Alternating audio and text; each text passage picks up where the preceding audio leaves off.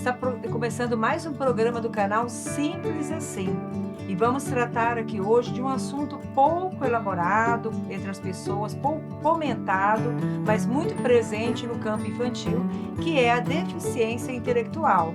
E para este momento tão importante, ninguém melhor para falar desse assunto pela vasta experiência, pelo grande conhecimento que a doutora Mariane Mel. Vocês perceberam que a doutora Mariane já virou sócia aqui do canal, né, gente? Então, seja bem-vinda mais uma vez, doutora.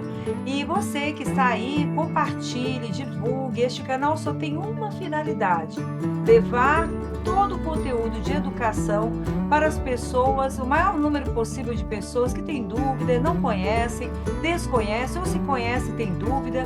Vamos nos ajudar a divulgar o canal que diz o tempo todo que falar de educação é simples assim. Então, boa noite, doutora Maria. Doutora Maria, eu me sinto ainda assim muito crua para dar qualquer parecer a respeito desse tema, então eu vou mais aprender hoje aqui com você do que falar. E eu quero saber o que é a deficiência intelectual, doutora. A deficiência intelectual, ela é uma incapacidade das manifestações da mentação e da cognição. Certo. Então, o paciente, ele vai ter dificuldades em aprender, ele vai ter dificuldades adaptativas de maneira geral. Porque a nossa mentação e a nossa intelectualidade, ela está envolvida em todas as nossas aptidões e capacidades de aprender. Então, parece simples, mas se a gente não consegue aprender, a gente não consegue se socializar, a gente não consegue se adaptar à sociedade, a gente não consegue desenvolver os nossos talentos. Então, na verdade, diz respeito a tudo que envolve a mentação e o pensamento. Certo. E como perceber essas limitações, essa deficiência em si, doutora? Os sinais, eles começam muito precoces, geralmente na infância, e alguns sinais, eles são bastante evidentes no sentido do atraso. Aquela criança atrasada, ela é uma criança que ela vai ter muita dificuldade em se desenvolver de maneira geral. Então, por exemplo, uma criança que não desenvolveu a fala por completo, isso é algo que os pais precisam ali no segundo ano de vida, no máximo, antes de completar 3 anos, estar em alerta. Por que essa criança não fala? Ou porque essa criança não consegue ganhar um repertório de palavras igual às outras crianças, né? Será que a dificuldade, ela é uma dificuldade na inteligência? O que está acontecendo? É alguma questão de saúde que envolve outros órgãos que podem estar afetados?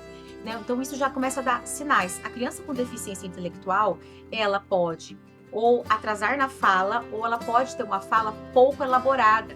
Ela não está ali desenvolvendo de acordo com o crescimento. Outra coisa que pode acontecer, ainda dentro dessas questões adaptativas, ela não socializa adequadamente. Tanto que a gente tem um termo dentro da medicina, inclusive dentro da neurologia e da psiquiatria, que trabalha mais com as partes do intelecto, que diz respeito ao comportamento infantilizado. Então, ali com 5, com 8 anos, começa a ficar mais evidente que a criança, ela deveria ter um comportamento igual aos pares, e ela prefere brincar com crianças menores. As brincadeiras, elas não estão adequadas para o que você espera daquela idade. Isso é um sinal, significa que a mentação dela não está se desenvolvendo de acordo com aquilo que você espera. Prefere crianças menores, tem brincadeiras mais infantis do que você espera para aquela idade. O diálogo dela é uma criança que tem muita dificuldade em adquirir conhecimento semântico.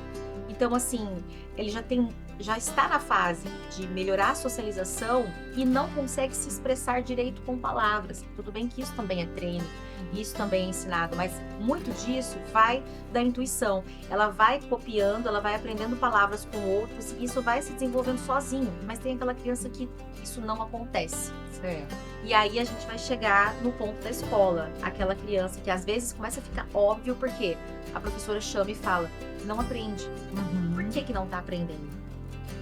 E aí a gente começa a ir para a parte mais objetiva, no sentido de agora a gente consegue classificar, a gente consegue fazer um teste de maneira objetiva e falar assim, não, o QI está afetado, que é um dos primeiros testes de rastreio que a gente tem como um exame para a gente pegar e documentar. Certo. E é um fator genético ou ambiental? Geralmente podem ser as duas coisas. As doenças genéticas, inclusive, elas têm uma estatística muito grande e as principais, elas são de conhecimento popular. Certo. Síndrome de Down, a síndrome do X frágil, a doença de Tay-Sachs, a fenilcetonúria. Essas são genéticas e de nascimento.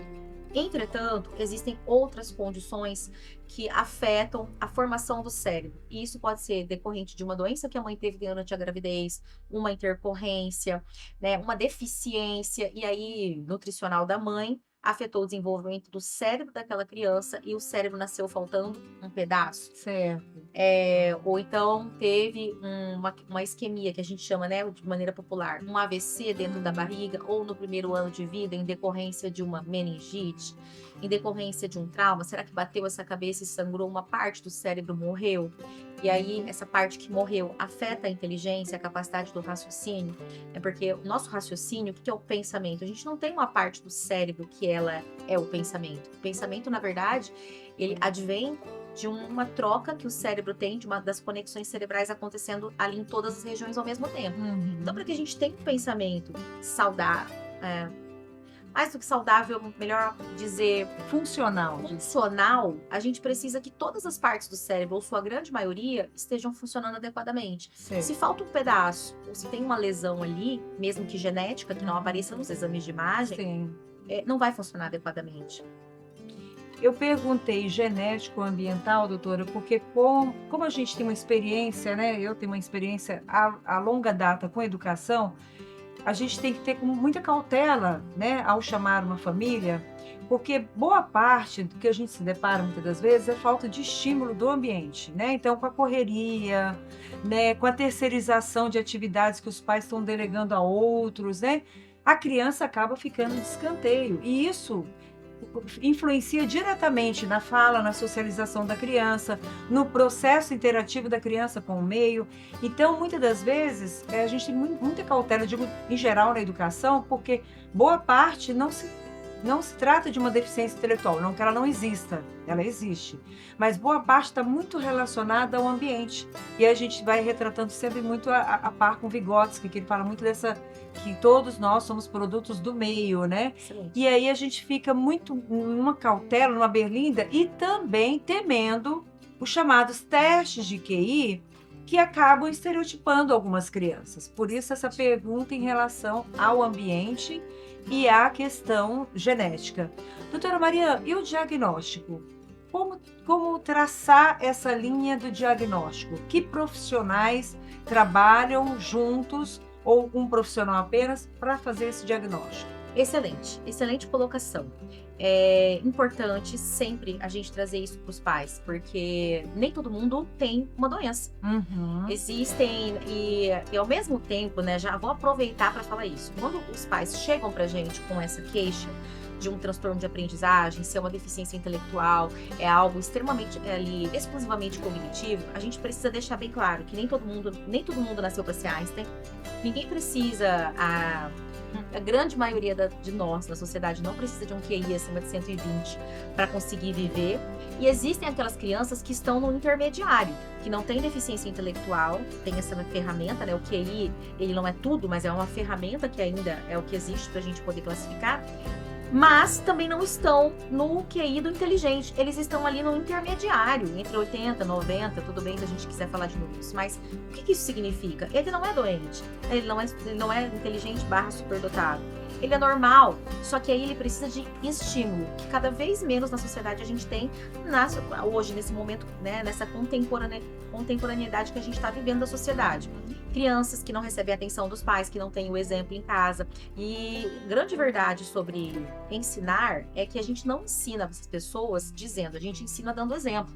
Então as crianças, elas precisam ser incentivadas com o exemplo da leitura em casa. Então eu recebo muito isso em atendimentos semanalmente, os pais, mas não melhora na escola. Aí com aquele pouquinho que a professora pede de atenção dos pais e a criança é incentivada, já está lendo. Então, aí eu pergunto, a senhora compra livros em casa para que essa criança seja incentivada? Porque, me desculpa, celular não vai incentivar. Quem incentiva mesmo é os pais. Você dá exemplo, você lê também? Não. Então, faça isso para que ele, pelo menos, aprenda ao certo. Porque o ser humano, a maior força de influência que existe é o exemplo, não é a obrigação, não é você cobrar e falar. Então, isso sim, muito bem colocado. Até te agradeço por trazer essa informação, porque isso precisa estar claro. E no dia a dia, por mais que pareça óbvio, os pais têm dificuldade de enxergar essa realidade. Em relação ao diagnóstico, como que se inicia? Geralmente é sinalizado pela escola, então a escola tem uma importância fundamental, porque às vezes os pais ou não entendem, ou não tem tempo para ver, ou não recebem essa informação. A criança é trazida para a gente precisa esmiuçar o que está acontecendo. O que que é? É uma dificuldade para falar também? Não, é uma dificuldade só com letras ou com números. Essa criança tem dificuldades adaptativas? É só para aprender ou não? É de relacionamento? É uma criança que fica mais atrasada? É uma criança que tem uma tendência a ser enganada? É assim, ó, vai brincar com outras crianças, as outras crianças fazem ela de besta, Uhum. mesmo sendo da mesma idade, tendo ali o mesmo nível de desenvolvimento. Então dá uma pista pra gente. Será que o intelecto dela não é atrasado em relação ao que a gente deveria? A gente começa com uma avaliação neuropsicológica. A psicóloga com pós-graduação aplica os testes vários, incluindo de QI, e a partir disso a gente consegue classificar a criança e ver se ali ela tem um sinal de alerta para cognição. Porque a intelectualidade, a gente não consegue fazer uma imagem, uma ressonância e olhar. Ela não aparece, não é tão óbvio. Então a gente precisa dessas ferramentas de funcionamento, assim, saber responder perguntas, saber aprender, saber se comportar, né? Então são os testes que o psicólogo aplica para a gente poder estratificar, olha, tá adequado ou não está inadequado. Se está inadequado, agora o médico vai atrás das causas. Certo. Vamos procurar doenças genéticas, vamos procurar Certo. questões que aconteceram ali na primeira infância, no período do lactente, dentro da barriga da mãe ou no primeiro ano de vida. Não, não é nada disso. Será que existe ali uma doença genética envolvida? Não, será que é um trauma emocional que eles têm dificuldade de aprender? Será que essa criança tem ansiedade?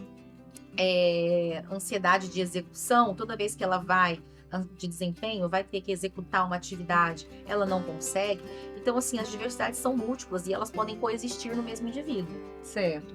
E então, para que seja feito um diagnóstico, seria mais a nível clínico, né? Não a nível de exames laboratoriais ou coisas nesse sentido, Clínico. né, doutora? Mas a nível. E que profissionais você acha fundamental? Você tocou aí na questão da escola, que novamente a gente reforça aqui a importância do profissional da educação da escola.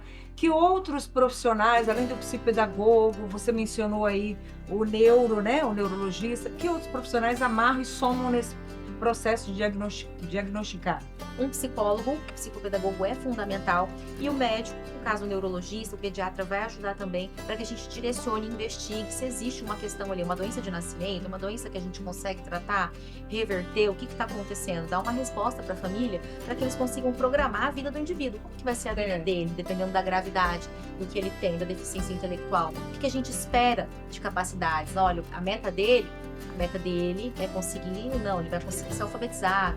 A meta dele, não, talvez ele não consiga ser alfabetizado, mas a gente pode explorar outras habilidades. A gente vai explorar a habilidade para o esporte, a gente vai explorar a habilidade que ele tem para o mundo artístico. Certo. A gente consegue, né, esses talentos, eles não necessariamente estão relacionados à capacidade de mentação intelectual. Mas isso não significa que a pessoa seja uma inútil, a pessoa, ela é altamente capaz de outras coisas. Então, sabe aquela velha história do carro que na verdade não é valorizado porque ele não tá no lugar certo? Então, é isso que a gente faz, é tentar imaginar aquele ser humano e onde ele seria melhor aproveitado e feliz. Certo. Muito importante isso que a doutora Maria está trazendo. Eu sempre digo aos pais, doutora, que QI não garante um futuro extraordinário, né? Nós temos pessoas com QIs extremamente elevados, mas são muito ruins nos relacionamentos sociais, não se desenvolvem bem no seu campo profissional, como a gente tem pessoas com baixo QI e que acabam também encontrando o seu território, encontrando a sua forma de produzir, né? O que eu digo muito é que o esforço de cada um vai dizer mais alto, né? Então, muito interessante o que você está colocando, porque às vezes os pais me ficam com aquela ilusão de querer fazer um teste de QI, achando que o QI em si, sendo alto, vai garantir tudo, e não vai garantir. O que garante, na realidade, é o que a doutora está falando, é um diagnóstico precoce, que vai poder sanar, interferir fazer as mediações necessárias, né, doutora Mariana? Se é na área cognitiva, se é na área social. Doutora Mariana, não sei se há algum estudo ou se há algum dado de quanto, após essas intervenções, quanto de percentual de ganho que um paciente desse tem? Excelente pergunta. Isso vai depender muito do que ele tem de causa para deficiência intelectual. Então, por exemplo, assim, eu vou usar como uma causa genética, como exemplo, que é a síndrome de Down, porque ela é muito comum. Certo. A síndrome de Down, ela tem vários níveis de gravidade. O paciente ele pode ter síndrome de Down completa, quando todas as células são afetadas, e ele pode ser um mosaico. Aquele que não tem todas as células afetadas, ele tem um nível de intelectual melhor. Então, na verdade, a gente individualiza o ganho da pessoa, o quanto ela ainda pode melhorar de potencial de acordo com o nível de gravidade da condição que ela tem. Sim. Então, por isso que cada caso precisa ser individualizado. E, independente de qualquer coisa, algumas metas a gente cria ao longo do percurso, porque você começa a tratar, você dá para essa criança uma psicopedagoga, você bota para fazer esporte, você bota essa criança para ser aceita no ambiente onde ela tá, ela começa a melhorar até mais do que a gente espera. Então, isso é, assim, é lindo de ver esse progresso. Né? E eu sempre falo para os pais, assim, antes de você criar expectativas, a gente começa o trabalho, a gente vai investigando em paralelo e já começa o tratamento, porque você não precisa do diagnóstico fechado para começar a tratar. Dá uma professora de qualidade para ele, num reforço. Coloca essa criança para ser estimulada para fazer esportes. Trata as comorbidades, mesmo que não tenha nada neurológico, se é coração, se é pulmão, se tem asma, bronquite. Começa a tratar isso, que você vai receber a resposta e a melhora muito antes do que aquilo que você espera. Outra coisa que eu queria comentar também, que me lembrei agora, é importantíssimo, é sobre a respeito do bullying. Os pacientes que eu tenho que mais sofrem bullying são as crianças que têm uma limitação intelectual independente da causa. E eu sempre peço, assim, porque as mães elas sempre chegam muito desamparadas, né? Meu filho sofre preconceito na escola, eu não sei o que eu vou fazer. E eu sempre peço, assim, para manter esse diálogo aberto, porque a primeira pessoa que intervém ali, que tenta bloquear isso, é o professor. Intervir, sinalizar, fazer uma reunião na coordenação da escola, né? Porque, graças a Deus, o bullying hoje ele já é crime. E não é justo que um paciente dele seja privado de participar da escola, porque não é aceito pelas outras crianças que às vezes ainda não foram ensinadas que o respeito é importante. Então, hoje, assim, pelo menos na minha experiência particular, a maioria dos pacientes que eu tenho que sofrem bullying são os pacientes com deficiência intelectual. E a vida deles melhora muito, inclusive, a adaptação na escola e, como é que eu posso dizer, o desejo de querer participar melhora muito quando eles começam a sentir que eles são aceitos. São capazes também, né, doutora? Até mesmo de superar essas dificuldades de relacionamento, né? Doutora Mariana, mais uma vez, muito obrigada por sua presença. É um prazer muito grande, eu aprendo muito com essa profissional. Eu espero que nós tenhamos novos programas. Já temos aí, gente, um traçado, um mapeamento de outros temas. Então, a doutora Mariana virá mais vezes aqui. É um prazer recebê-la. Muito obrigado. E eu convido a você a participar. Tem alguma dúvida sobre esse bate-papo que nós tivemos? Envie para nós as suas perguntas. Compartilhe os nossos vídeos, porque falar de educação é simples assim. Muito obrigada.